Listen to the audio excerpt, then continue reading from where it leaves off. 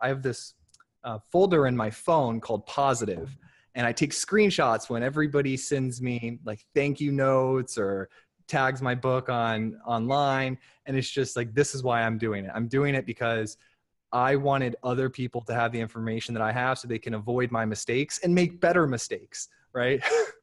No, and I So, think and I totally admire that because I think that's very much around the hacker ethos. One of the things that we're trying to do, and I'm trying to do with my team, is also to get a stronger engineering culture in place. But I think what you described is really a macro scale of building up a culture of sharing, right? Because I think traditionally, as part of the hacker ethos, sharing what you've known so that people can actually, and it's very much the spirit behind open source as well, right? That's kind of right. doing it, at the code scale. This is much more an integrative at right lessons learned and patterns of how to apply technology scale. And so I think that's really cool. Yeah, and you brought up a great point, right? That's the world I grew up in.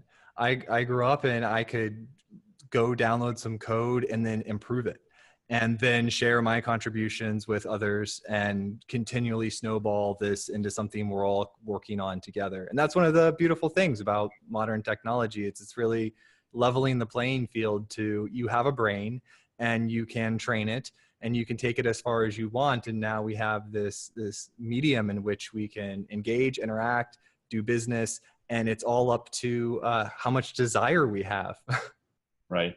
And I think the fluency, and part of why this is important is because I think people's fluency with these concepts, right? You can go from open source at the code level to having test level, to having architecture level, to having then adoption level patterns that you apply. And I think the larger the number of people in the community who understand and engage in that, I think obviously the greater the value. Right? So as more and more people become fluent in these concepts, that sort of becomes that cycle that you started to describe.